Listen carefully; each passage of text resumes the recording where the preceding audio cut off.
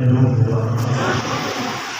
ہمیشہ یاد رکھیے گا، آپ دیکھتے چلے جائیں جسے جہاں ملا ہے ادب کی وجہ سے ملا ہے۔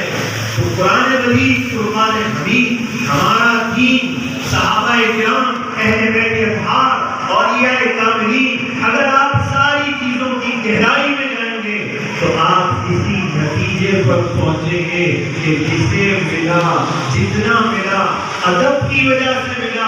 اور ہم اللہ کا شکر ادا کرتے ہیں کہ ہم صحابہ کا بھی ادب کرتے ہیں، اہل بیت اطہار کا بھی ادب کرتے ہیں، اور اولیاء کاملین کا بھی ادب کرتے ہیں۔ اور ہم اتنے خوش بخت ہوں اور اتنے خوش نصیب ہوں کہ اللہ نے ہمیں صحیح سمت پر گامزن کر دیا۔ تو پھر یہ ہمیشہ یاد رکھیے گا کہ کبھی ایسے شخص کی بات سے متاثر نہ ہونا جو ہمیں اپنے عقائد اور نظریات سے پیچھے کرنا چاہتا ہو، چاہے بظاہر ہمارے حلیے میں ہو، چاہے بظاہر وہ ہمارا اپنا کہلاتا ہو۔ نہ وہ خود احساس کمتری کا مبتلا شخص ہمیں کون سی راہ ہدایت کی بات کر سکتا ہے؟ تو اگر ہم منزل پانا چاہتے ہیں تو بات وہی ہے، غور ہم نے قرآن میں کرنا ہوگا۔ تو قرآن نے کیا فرمایا؟ اصحاب کہف کا کتا ہے، اس کتے کا بار بار ذکر بھی کیا گیا، اس کی حیرت کا ذکر کیا گیا، اس کے بیٹھنے کے انداز کا ذکر کیا گیا۔ ولیوں کے ساتھ کتا مل گیا تو اس کتے کا ذکر اس انداز میں کیا گیا۔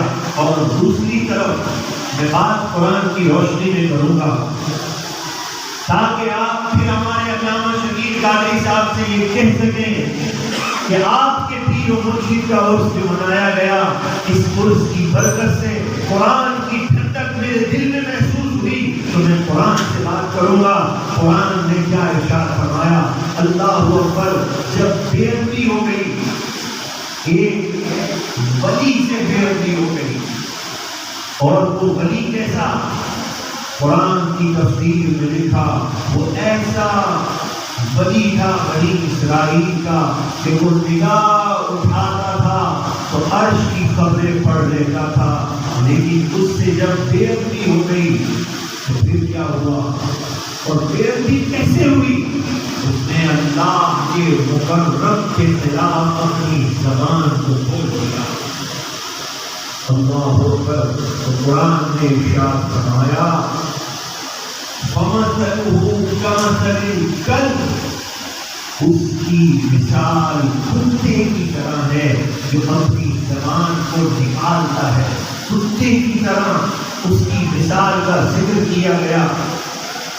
جہاں بے ادبی ہوئی اسے اس طرح پستیوں میں گرا دیا گیا کہ جب وقت آخر آیا اس کی زبان باہر آ گئی اور اس کے چہرے پر جو ہے وہ کالہٹ ظاہر ہو گئی۔ اور جس نے ادب کیا تو میرا رب ادب کی برکت سے کسے کون سی منزل عطا کرتا ہے؟ میرے آقا صلی اللہ علیہ وآلہ وسلم نماز ادا فرما رہے ہیں، ساتھ میں ابن عباس رضی اللہ تعالیٰ عنہ ہیں۔ جب دو نماز پڑھیں گے تو ساتھ کھڑا ہونا ہوگا، تو میرے آقا علیہ الصلوۃ والسلام نے انہیں اپنے ساتھ کھڑا کیا، آپ پیچھے چلے گئے، پھر میرے آقا علیہ الصلوۃ والسلام نے ساتھ کیا۔ شرح بخاری میں یہ حدیث ہے، تو میرے آقا صلی اللہ علیہ وسلم نے فرمایا وہ کون سی چیز ہے کہ میں تمہیں اپنے ساتھ کھڑا کرتا ہوں اور تم پیچھے ہو جاتے ہو؟ تو کہا وہ ادب ہے یا رسول اللہ کہ میری کیا مجال کہ میں آپ کے ساتھ کھڑا ہو جاؤں۔ میرے آقا علیہ الصلوۃ والسلام نے دعا دی کہ اے اللہ ان کے سینے کو قرآن کے لیے کھول دے۔ پتہ یہ چلا محبوب مصطفیٰ کی چاہت بھی یہی ہے کہ جسے ادب مل جائے تو میرا رب اس کے سینے کو روشن کرے۔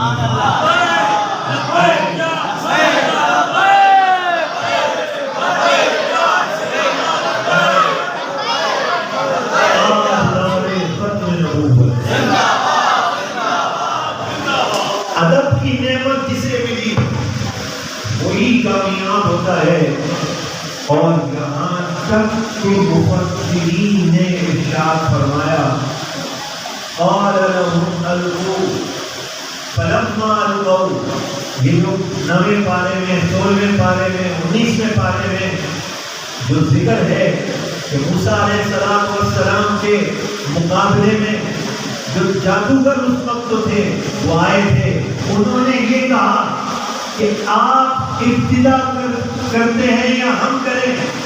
ادب کا یہ جملہ نیت تھی یا نہ تھی, رب کو یہ ادا پسند آ گئی کہ اس انداز سے انہوں نے موسیٰ علیہ السلام سے بات کی. مفسرین فرماتے ہیں یہ ادا میرے رب کو اتنی پسند آ گئی کہ رب نے سب کو جو ہے ایمان کی نعمت سے مارا. اور ایمان بھی کیسا ایمان, لَأُقَطِّعَنَّ أَيْدِيَكُمْ. فرعون نے کہا تم ایمان لے کر آئے, میں تمہارے ایک طرف کے ہاتھ دوسری طرف کے پیر کاٹ دوں گا. انہوں نے کہا قَالُوا إِنَّا إِلَىٰ رَبِّنَا مُنقَلِبُونَ. ہمیں ڈرنے کی ضرورت نہیں ہے, ایک ہی سجدے میں رب نے اپنی معرفتوں کے وہ جام ادا کیے. قرآن فرماتا ہے انہوں نے جواب دیا ہم اپنے رب کی طرف لوٹنے والے ہیں, جو رب سے ڈرتا ہو وہ بندوں سے ڈرا نہیں کرتا. ادب کی نعمت جسے ملی وہی کامیاب ہوتا ہے. اور یہ تسلسل کے ساتھ اگر بات کی جائے تو یہ بڑا طویل عنوان ہے. میں اختتام کی طرف آتا ہوں کہ یہ ادب کی نعمت ملی ہے, یہ اس کی ابتدا کہاں سے ہوئی جو میں نے کہا تھا کہ تم ولی کا جو ذکر کرتے ہو. بھائی ولی کا ذکر اس لیے کرتے ہیں کہ قرآن نے اس کی ترغیب دی ہے, اور قرآن نے فرمایا ہے یا ایھا الذین آمنوا اتقوا اللہ. اے ایمان والو اللہ سے ڈرو, وکونوا مع الصادقین, اور سچے لوگوں کے ساتھ ہو جاؤ. بھائی تم ولی کا ذکر کیوں کرتے ہو؟ کہا ہم نے تو بار بار قرآن میں سب سے زیادہ یہی سنا ہے کہ صراط الذین انعمت علیہم, کہ ان لوگوں کے راستے پر چلا دے جو تجھ تک پہنچ چکے ہیں. تو یہ تو قرآن نے ترغیب دی ہے, تو ہم ولی کا ذکر کرتے ہیں. اب کوئی کبھی یہ بات کہے تو قرآن کا نور سامنے رکھنا کہ تم تو نعتیں ہی پڑھتے ہو, منقبتیں ہی پڑھتے ہو, اسے کہنا دور ہٹ جا, قرآن کے حکم پر عمل کرتے ہیں. یہ نعتیں بھی ہیں اور رب کی حمد بھی ہے, اس لیے کہ ہم رب کے حکم پر عمل کرنے والے ہیں. یہ رب کے حکم پر عمل کیا اور ولی سے محبت کی, اور ولی کو رب العالمین ادب کی نعمت عطا کرتا ہے. اور یہ سلسلہ بڑا طویل ہے کہ یہ ادب کی نعمت کرنے والوں کو کیا ملا, وہ طویل سلسلہ تو نہیں, میں مختصر عرض کرتا ہوں. داتا علی حجویری اللہ اکبر, آپ نے ذکر کیا ایک شخص کا انتقال ہو گیا, اس کا مال تقسیم ہوا, ترکہ تقسیم ہوا. اس ترکے میں 3 حضور پاک علیہ السلام کے منہ مبارک تھے. دادا علی حجویری اپنی کتاب میں لکھتے ہیں ایک بڑے بھائی نے لے لیا, دوسرا کہا چھوٹے سے تم لے لو, کہا تیسرا بال مبارک جو ہے توڑ کے آدھا آدھا کر لیں. چھوٹا تڑپ گیا, کہا نہیں یہ بیعت بھی ہے. کہا پھر بیعت بھی ہے تو تم ادب حاصل کر لو, تم تینوں دعائیں مبارک لے لو, مجھے دنیا کا سارا سامان دے دو. کہا مجھے یہ سودا منظور ہے, مجھے بال مبارک شریف دے دو اور دنیا کا سامان تم لے لو. مجھے میرے شیخ میرے استاد امیر المجاہدین کی بات یاد آ گئی. آپ فرماتے ہیں کوئی رسول اللہ سے سودا کر کے تو دیکھے, رسول اللہ قرض نہیں رکھتے ہیں, دنیا ہی میں اس کا سودا اسے واپس کرنا.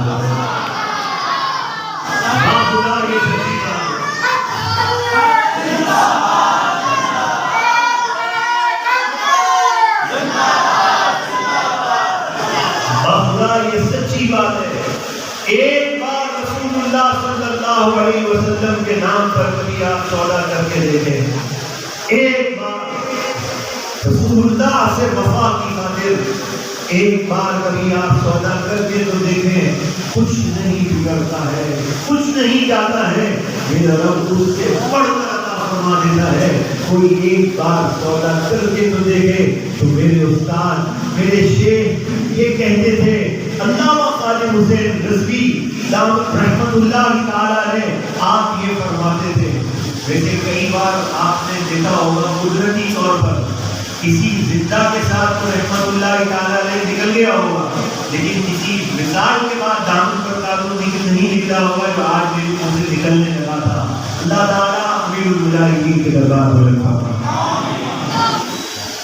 انہوں نے جب یہ سودا کیا، دین کا کام کرنا، خاص کر ختم نبوت پر، ناموس رسالت پر پہرا دینا، یہ رسول اللہ صلی اللہ علیہ وسلم کی بارگاہ میں سودا ہے، اور دنیا ہی میں اس کو مل جاتا ہے، اور انشاءاللہ جو غریب دنیا میں نواز رہے آخرت بھی تو صرف آخرت میں نواز ہے۔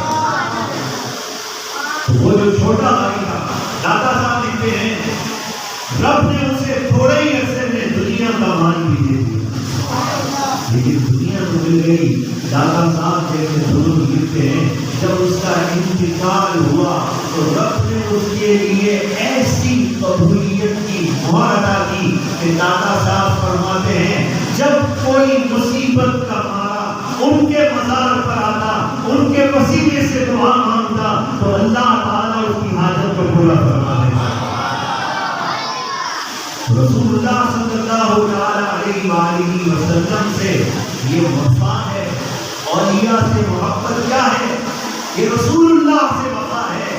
انہوں نے اپنی زندگی میں رسول اللہ سے وفا کی، اور یہی وفا کرنے والے ولی کامل، عالم باعمل، صوفی باصفا، جن کے آج ہم عرس میں یہاں پر حاضر ہیں، وہ حضرت محسن اہل سنت مفتی اعظم علامہ اشفاق احمد رضوی رحمۃ اللہ تعالی علیہ، آپ بھی وہ اللہ کے ولی تھے۔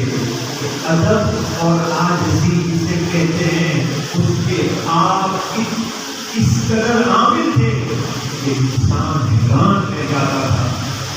اور آپ کتنے بڑے عالم تھے کہ آپ ایک بار میں ان کے ساتھ جا رہا تھا اسکوٹر پہ، حضرت اسکوٹر چلا رہے تھے اور میں ساتھ تھا کہ کسی گاؤں کی طرف ایک بزرگ کے عرس میں، حضرت نے اس سے فرمایا کہ یہاں ایک بزرگ مجذوب تھے، تو وہ مجذوب بزرگ جو ہے، میں نے ان کے پاس دورے طالب علمی میں ان کے پاس گیا تھا، تو انہوں نے مجھے دعا دی تھی۔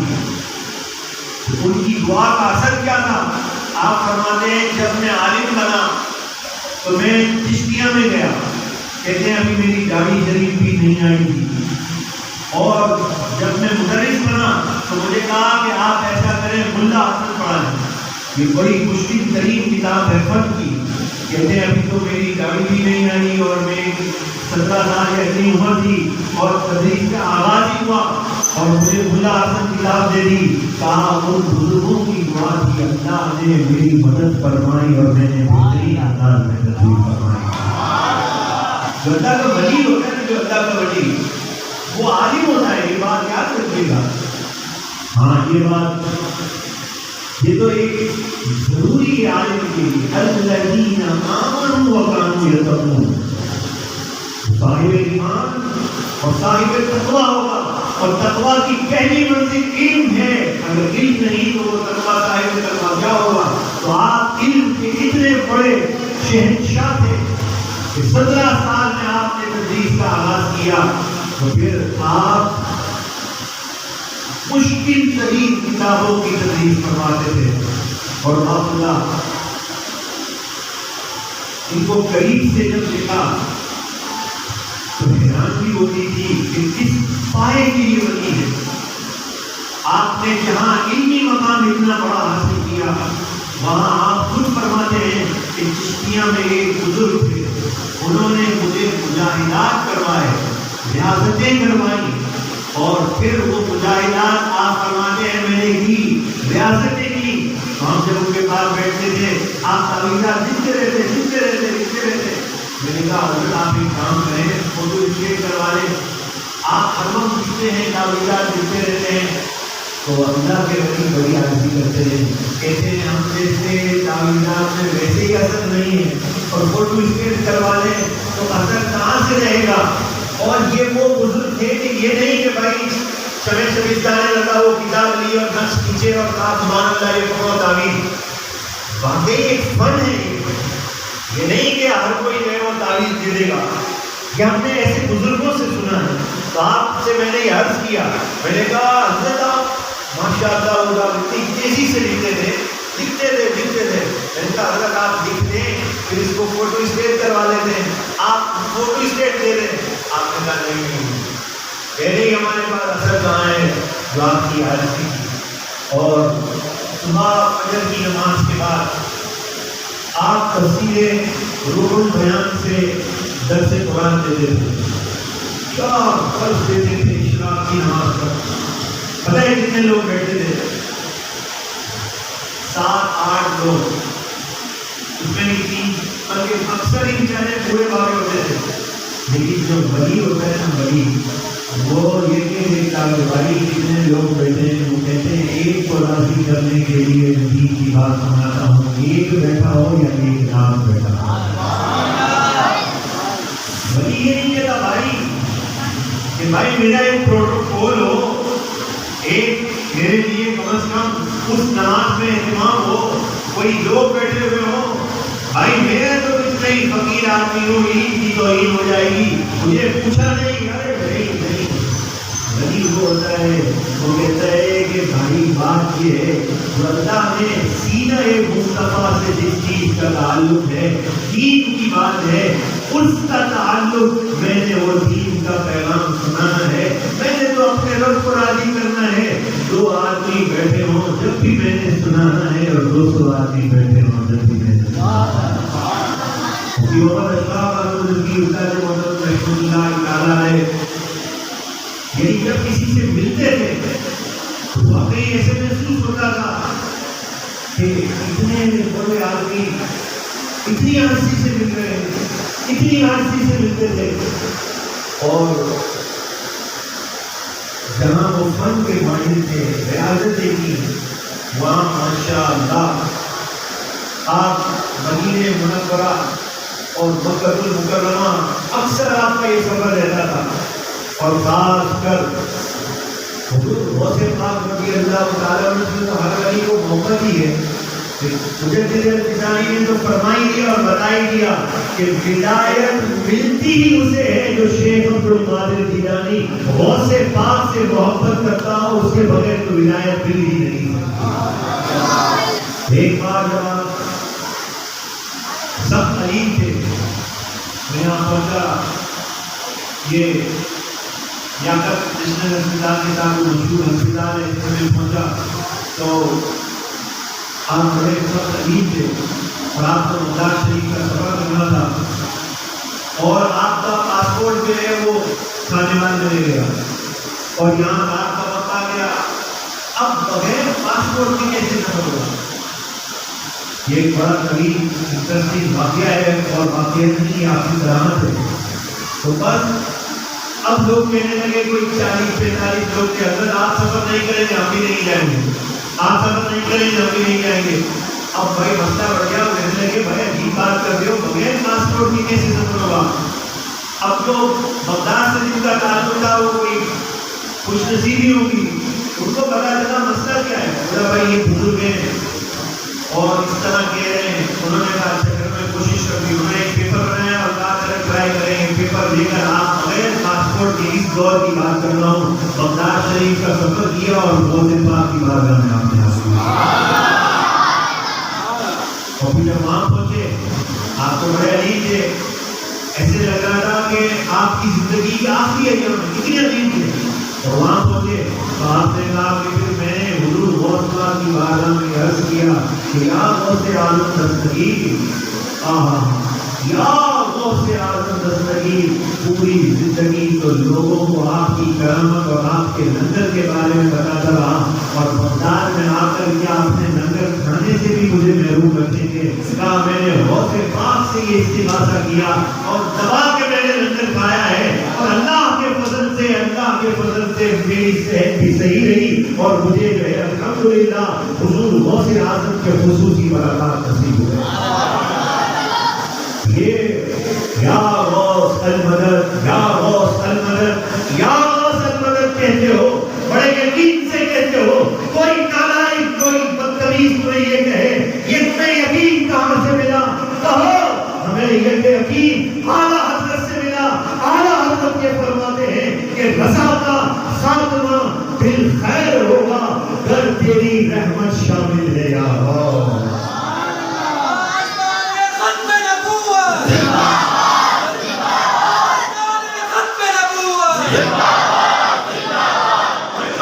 بس ولیوں سے محبت سے کیا ملتا ہے؟ میں نے کہا ایک یہ ہے، ولیوں سے محبت سے یہ ملتا ہے کہ جب اس کا جنازہ اٹھ رہا ہوتا ہے تو نور کی برسات ہو رہی ہے۔ جب حضرت کا جنازہ اٹھا، اللہ اکبر، اس وقت جو آپ کے چہرے پر نور تھا، آصف عبداللہ صاحب نے بھی مجھے بتایا، لوگوں نے محسوس کیا کہ ایسے محسوس ہو رہا تھا کہ گویا ان کے ہونٹ ہل رہے ہوں اور مصطفیٰ جان رحمت پڑھا جا رہا تھا تو وہ بھی ساتھ پڑھ رہے تھے۔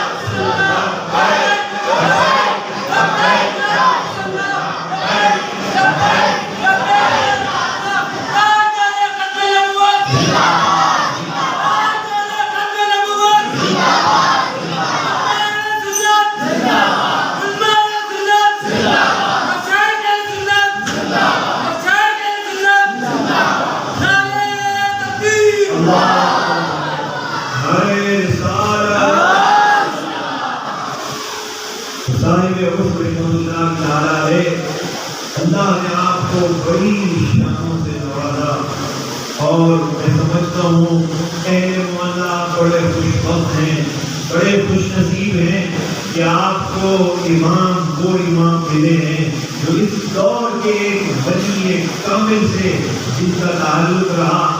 اب آپ اپنی خوش بختی کو سمجھتے ہوئے ان کا اس طرح ساتھ دیں کہ دیکھیں آپ ان کا ساتھ دیں، اس ادارے سے پڑھے ہیں اس ادارے کا ساتھ دیں، اس کا تعاون کریں کہ ادارے بنتے ہیں تو وہاں جا کر پھر ایسے لوگ تیار ہوتے ہیں جو قوم کی رہنمائی کرتے ہیں۔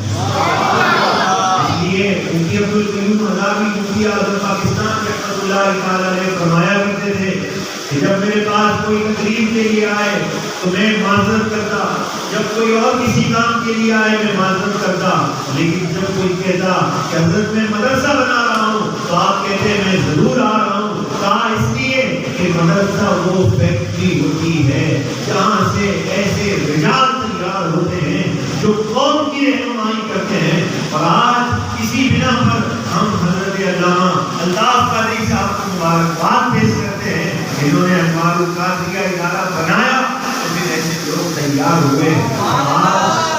اس لیے آپ کا فرض بنتا ہے اس ادارے سے بھی تعاون کریں، علامہ صاحب سے بھی تعاون کریں۔ وہ آپ کو تعاون پیسے کا نہیں مانگتے، علامہ صاحب آپ خود لوگوں کو لے کر آئیں۔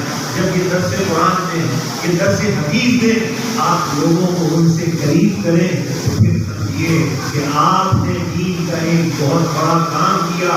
اور بس آخری بات میں یہ عرض کرنا چاہتا ہوں کہ اگر زندگی میں آپ کو اللہ نے موقع دیا ہے تو خدا کے لیے اس بات کو سمجھ لیجیے، دشمنان اسلام، انگریز، کافر، انہوں نے بڑی منصوبہ بندی سے مسلمانوں کو نظام کی بات سے ہٹا دیا کہ اگر مسلمان نظام مصطفیٰ کی بات کریں گے تو پھر یہ دنیا کی सुपर पावर ताकत बन सकते हैं। अंग्रेज जमा हो गए, कहा इस निजाम की बात से इन्हें कैसे हटाया जाए। क्या ये कहकर हटाया जाए कि निजाम मुस्तफा की बात न करो।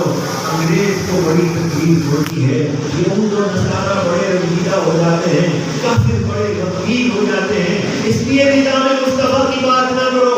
तो इनकी बात को कोई नहीं मानेगा। कहा फिर स्लोगन क्या दें। स्लोगन का दौर है ना, टाइटल बयानिया, जैसा बयानिया आया लोग उस बयानिए के पीछे। स्लोगन क्या होना चाहिए, देखा नहीं आपने, ऐसा कायनात का बदतरीन शख्स जिसने खुद इकरार किया दुश्मनों के पास जाकर, इसका इंटरव्यू है कि मैंने आसिया मलूना को रिहा किया है, खुद जिसने इकरार किया है महाअल्लाह। ऐसा शख्स भी जब वो बयानिया लेकर आया नया पाकिस्तान, लोग बयानिए के पीछे चल पड़े। जब तबाही के गले में उतार दिया, नया बयानिया पकड़ लिया, खुद मुख्तारी, लोग इसके पीछे चल पड़े। तो अंग्रेज यहूद और नसारा याद रखिएगा, मैं आपको जो बात कह रहा हूँ मस्जिद में बैठकर बड़ी जिम्मेदारी से बात कर रहा हूँ। ये थिंक टैंक पीछे बैठे हुए होते हैं, ये बयानिया तैयार करते हैं कि लोगों की जहन साजी किस तरह करनी है। ये रातों रात उठे हुए बयानी नहीं मिलते, इसके पीछे हजारों करोड़ों डॉलर खर्च होते हैं, थिंक टैंक काम कर रहे होते हैं, ये बयानिया लेकर आते हैं। आप बयानिया क्या होगा, क्या बयानिया ये होगा कि हुजूर इस्लाम के निजाम की बात अंग्रेज को पसंद नहीं, दुश्मनान इस्लाम को पसंद नहीं, नहीं नहीं नहीं, आप बयानिया क्या बनाए।